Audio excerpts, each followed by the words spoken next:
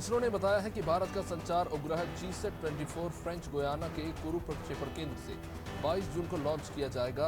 GSAT-24 KU band संचार उपग्रह है जिसका वजन 4180 किलो है और इसकी सेवा टाटा प्ले को उसकी BTS जरूरतों को पूरा करने के लिए लीज पर दी गई है। गौरतलब है कि 18 मई को फ्रेंच गुयाना भेजा गया। पुलिस ने बताया है कि कुलगाम में गुरुवार को आतंकियों ने हनुमानगढ़ के रहने वाले एक बैंक मैनेजर विजय कुमार की गोली मारकर हत्या कर दी, जिसके बाद इलाके की घेराबंदी करनी पड़ी है। घटना का CCTV फुटेज भी सामने आया है। इससे पहले आतंकियों ने मंगलवार सुबह कुलगाम में एक हिंदू शिक्षिका की भी गोली मारकर हत्या कर दी थी।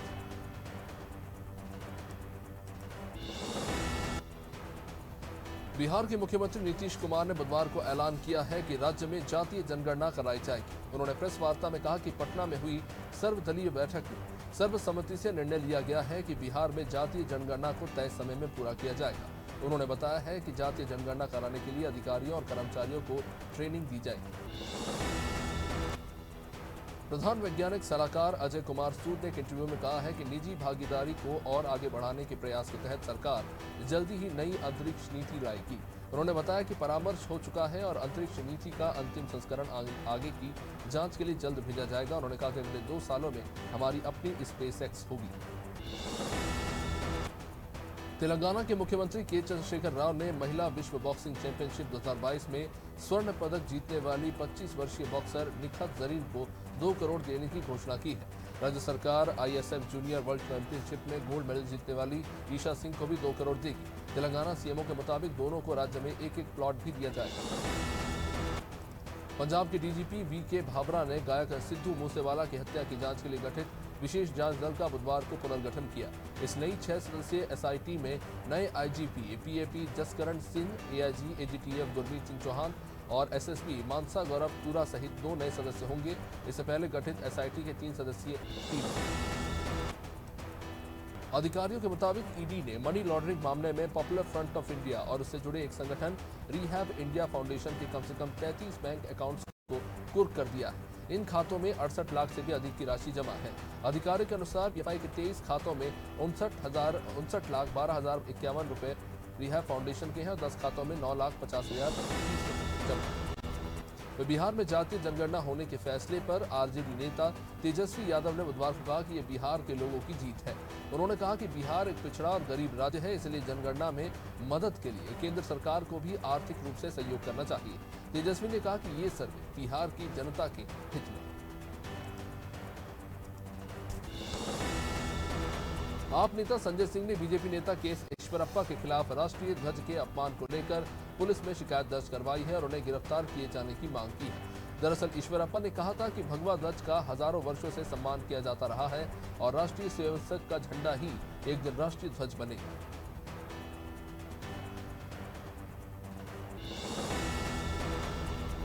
सुप्रीम कोर्ट ने ओडिशा में होमगार्ड्स को 9,000 महीने वेतन दिए जाने पर कहा कि ये एक प्रकार का शोषण है। सुप्रीम कोर्ट ने कहा कि 9,000 रुपए का केवल वेतन एक होमगार्ड कैसे इस वेतन में अपना परिवार चला सकता है, जबकि अन्य पुलिसकर्मियों के समान ड्यूटी वो खुद भी करता है। सुप्रीम कोर्ट ने ओडिशा सरकार को होमगार्ड्स के वेतन पर पुनर्विचार करने के निर्देश दिए। गुजरात के पाटीदार नेता हार्दिक पटेल गुरुवार को बीजेपी में शामिल हो गए। हार्दिक ने कहा कि वो प्रधानमंत्री मोदी के नेतृत्व में चल रहे राष्ट्र सेवा के भागीरथ कार्य में छोटा सा सिपाही बनकर काम करेंगे। पटेल ने कहा कि वो राष्ट्रहित, प्रदेश हित, जनहित, समाज हित की भावनाओं के साथ नए अध्याय की शुरुआत करने जा रहे हैं। उत्तर प्रदेश के फारुखाबाद में अपने दफ्तर में आतंकवादी ओसामा बिन लादेन की तस्वीर लगाने वाले बिजली विभाग के उपखंड अधिकारी रविंद्र प्रकाश गौतम को निलंबित कर दिया गया है। जिला अधिकारी संजय कुमार सिंह के अनुसार जांच के बाद अधिकारी को निलंबित किया गया। अधिकारी के दफ्तर में लगी लादेन की तस्वीर के नीचे विश्व का सर्वश्रेष्ठ अवर अभियंता लिखा हुआ था। उत्तर प्रदेश के वित्त मंत्री सुरेश खन्ना की प्रेस कॉन्फ्रेंस का एक वीडियो काफी वायरल हो रहा है, जिसमें पत्रकार उनसे राज्य की गौशाला में गायों की दुर्दशा को लेकर सवाल पूछते दिख रहे हैं, जिसके जवाब में खन्ना कहते हैं कि आप भी एक गाय पाल लो, गाय से इतनी हमदर्दी दिखा रहे हो तो कम से कम एक गाय तो पाल ही लो।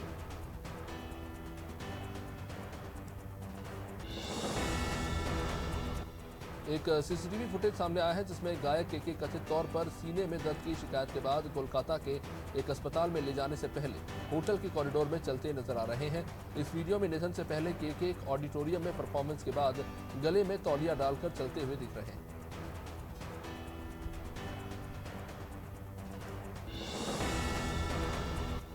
राजस्थान के मुख्यमंत्री अशोक गहलोत ने जम्मू कश्मीर के कुलगाम में बैंक मैनेजर की हत्या पर कहा कि हनुमानगढ़ राजस्थान के निवासी विजय कुमार की आतंकियों द्वारा हत्या घोर निंदनीय है। गहलोत ने कहा कि एनडीए सरकार कश्मीर में शांति बहाल करने में असफल साबित हुई है।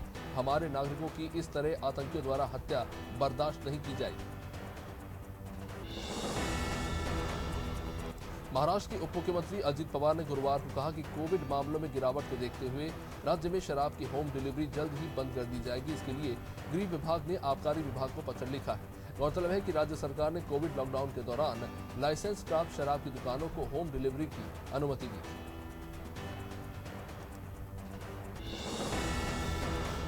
अमृतसर पंजाब की खालसा कॉलेज के बाहर बुधवार को दो गुटों के बीच में झड़प हो गई। 24 वर्षीय एक शख्स की इस झड़प में मौत हो गई, जबकि एक अन्य शख्स घायल बताया जा रहा है।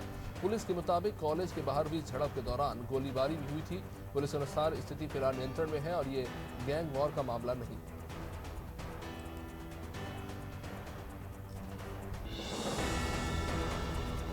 देश की सबसे बड़ी विमानन कंपनी इंडिगो के सीईओ रोनो जॉय दत्ता ने पीटीआई को दिए एक इंटरव्यू में बताया कि सरकार को घरेलू उड़ानों के किराए की अधिकतम सीमा को बढ़ाने पर विचार करना चाहिए।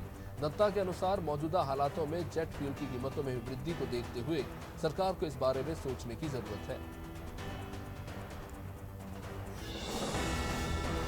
दिल्ली के स्वास्थ्य मंत्री सत्येंद्र जैन की कथित मनी लॉन्ड्रिंग मामले में गिरफ्तारी के बाद उनको आवंटित किए गए विभागों को राष्ट्रीय राजधानी के उप मुख्यमंत्री मनीष सिसोदिया को सौंप दिया गया है। गौरतलब है कि जैन को 9 जून तक प्रवर्तन निदेशालय की हिरासत में भेजा गया है। अब इस मामले में ईडी ने सोमवार को जैन को गिरफ्तार किया था।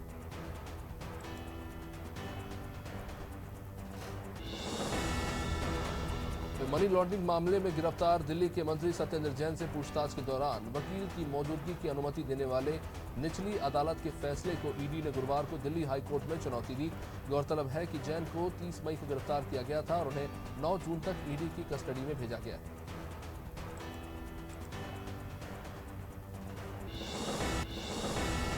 कांग्रेस विधायक सज्जन सिंह वर्मा ने कहा कि पूर्व प्रधानमंत्री जवाहरलाल नेहरू और मोहम्मद अली जिन्ना ने देश को विभाजित करके अकलमंदी का काम किया था। सज्जन ने कहा कि जिन्ना एक स्वतंत्रता सेनानी थे, इसे याद रखना चाहिए। उन्होंने देश को नहीं तोड़ा लेकिन सही काम किया।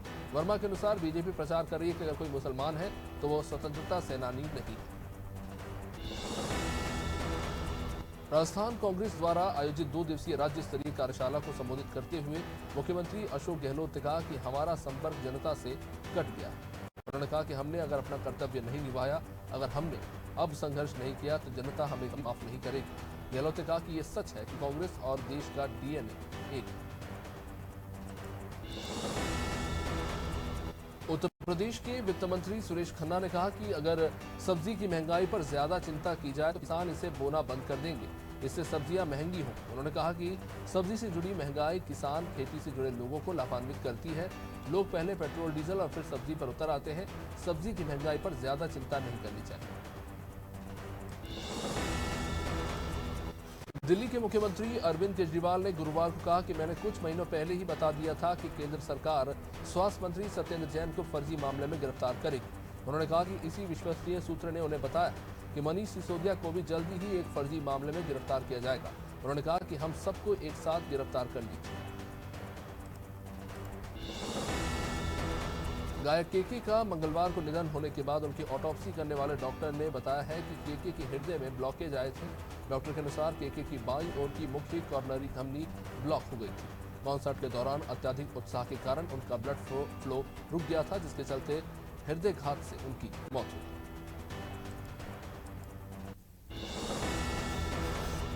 जनपद बदायूं के बिनावर थाना क्षेत्र के गांव चंदोरा में एक युवती ने अपने ही घर पर फंदा लगाकर आत्महत्या कर ली।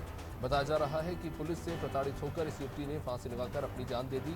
9 मई को परिवार के लोगों से युवती का विवाद हुआ था, जिसकी शिकायत करने के बावजूद भी पुलिस ने कार्रवाई नहीं की।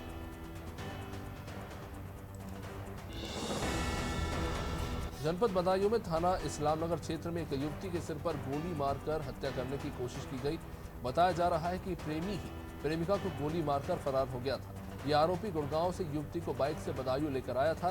फैक्ट्री में नौकरी करने के दौरान दोनों नजदीक आ गए और इसके बाद इस्लामनगर में दोनों के बीच में कुछ विवाद हुआ और लड़के ने गोली चला दी।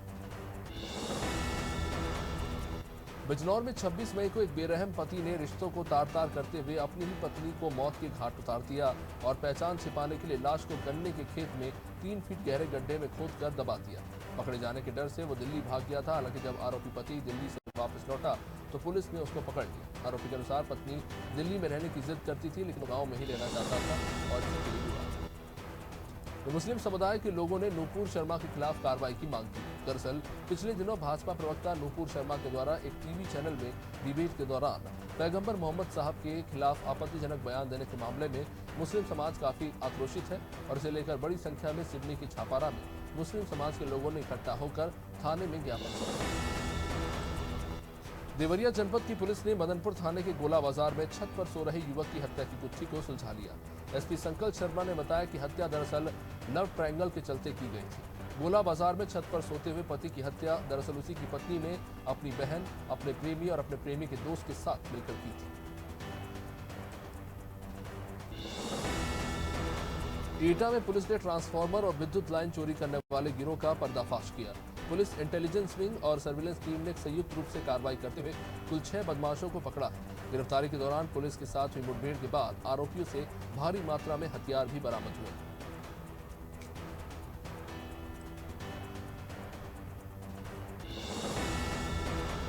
गोरखपुर में बीजेपी के क्षेत्रीय कार्यालय पर केंद्र सरकार के 8 साल पूरे होने के खास मौके पर सांसदों ने अपनी अपनी उपलब्धियां तो गिनाई ही।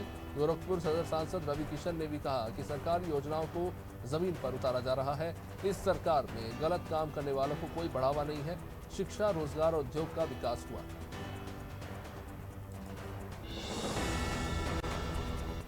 भगवानपुर के ग्राम सिकंदरपुर भैंसवाल गांव के ग्रामीणों ने एसडीएम भगवानपुर को ज्ञापन देकर बताया कि मई माह में सरकारी राशन इस बार पात्र लोगों को नहीं मिल पाया।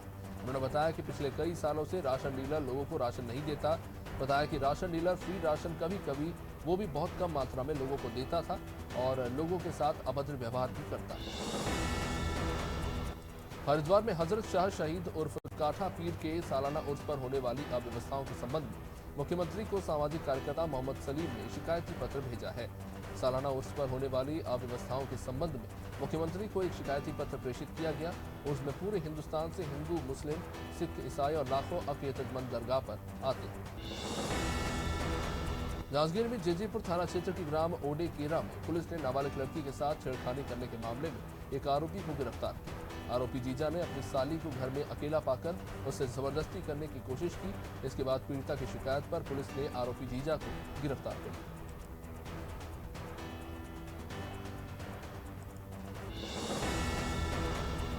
कोरबा में एसईसीएल प्रबंधन के खिलाफ भू विस्थापितों का प्रदर्शन जारी है। नौकरी, मुआवजा, बसाहट सहित कुल 8 मांगों को लेकर भू विस्थापित ऊर्जाधानी संगठन के साथ साथ लगातार प्रदर्शन कर रहे हैं। ऊर्जाधानी भू विस्थापित किसान कल्याण समिति के बैनर तले सैकड़ों की संख्या में भू विस्थापितों ने 7 किलोमीटर लंबी रैली भी निकाली और गेवरा जीएम कार्यालय में ज्ञापन सौंपा। हनुमानगंज पुलिस ने यूरिया के बोरे में छिपाकर पिकअप वाहन से ले जाई जा रही अंग्रेजी शराब की एक बड़ी खेप को बरामद किया और इस मामले में 2 शराब तस्करों को भी गिरफ्तार किया। तस्कर उच्च दामों पर बिहार में शराब बेचने की फिराक में थे। जहां पुलिस ने मौके से भारी मात्रा में अंग्रेजी शराब जब्त की और दोनों को गिरफ्तार किया। 2 जुलाई को लखनऊ कार्यालय में पार्टी संस्थापक सनीलाल पटेल का जन्म जयंती के अवसर पर भव्य कार्यक्रम का आयोजन हुआ। बीएसपी, सपा, पीस पार्टी से तमाम छोटे दलों के नेताओं ने पदभार ग्रहण किया। वहीं अनुप्रिया पटेल ने बताया कि पार्टी संस्थापक सनीलाल पटेल की जन्म जयंती पर खास आयोजन हुआ।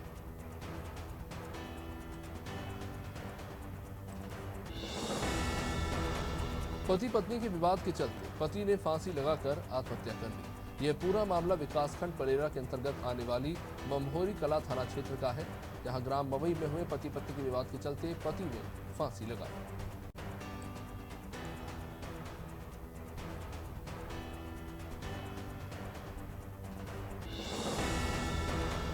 विदिशा कलेक्ट्रेट में कलेक्टर ने नगरीय निकाय चुनाव की तारीखों का ऐलान करने के साथ चुनाव से जुड़ी जानकारी भी दी।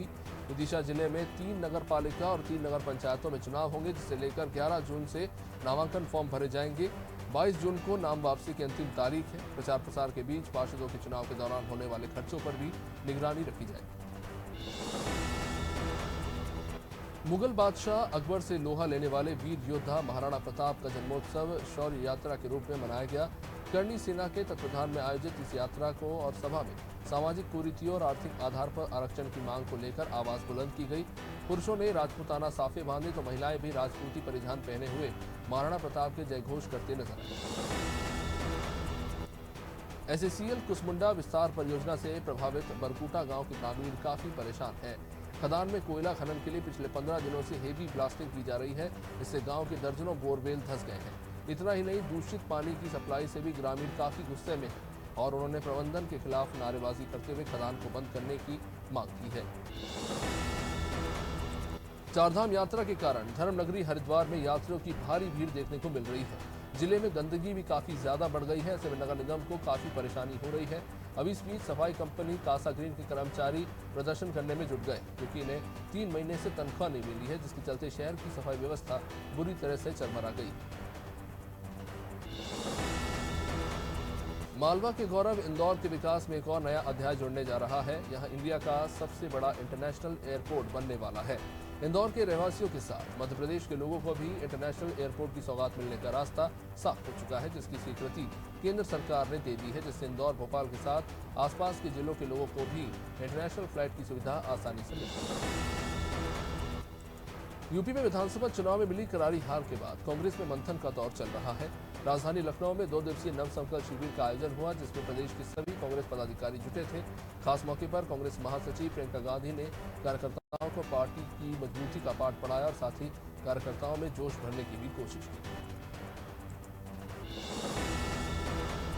मैदपुर के पास झाड़ा तहसील के गांव छिंगरी और आक्या के पास अचानक रेत की खदान धंस गई। इस हादसे में 2 मजदूरों की खदान दबने से मौत हो गई है, जबकि एक की हालत गंभीर बताई जा रही है। इसे इलाज के लिए जिला चिकित्सालय में भर्ती कराया गया है। दुर्घटना की सूचना मिलने के बाद पुलिस बल भी मौके पर पहुंचा था।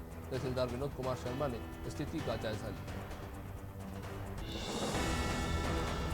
राजधानी भोपाल में जर्जर इमारत गिरने से एक मजदूर की जान चली गई। अब इसे लेकर कलेक्टर अविनाश लवानिया ने नगर निगम को मानसून आने से पहले ही जर्जर इमारतों को धराशायी करने के आदेश जारी किए हैं। साथ ही डीएम लवानिया ने जर्जर बिल्डिंगों में रह रहे लोगों के लिए भी वैकल्पिक व्यवस्था बनाने के निर्देश दिए।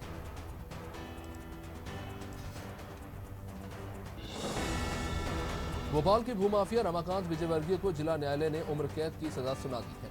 बताया गया है कि रमाकांत विजयवर्गीय ने प्लॉट, मकान और दुकान के नाम पर करीब 250 लोगों के साथ 107 करोड़ रुपए की ठगी की थी। ठगी के मामले में पीड़ितों ने कोर्ट में परिवाद दायर किया, जिसके बाद कोईसा थाने में रमाकांत के खिलाफ एफआईआर दर्ज की गई।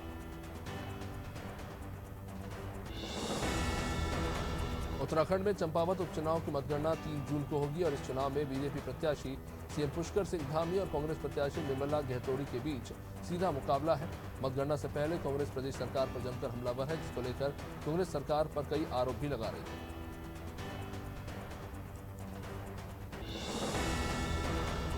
राजधानी भोपाल से आयुष्मान कार्ड के जरिए फर्जी इलाज का बिल लगाकर सरकार से करोड़ों रुपए ऐंठने का ये मामला है। खजूरी रोड स्थित वैष्णव मल्टी सुपर स्पेशलिटी हॉस्पिटल में अस्पताल ने 62 मरीजों की भर्ती बताकर सरकार से आयुष्मान योजना के नाम पर 1 करोड़ रुपए से भी ज्यादा का भुगतान करवा लिया, जबकि इनमें से 32 मरीज अस्पताल में भर्ती हुए ही नहीं।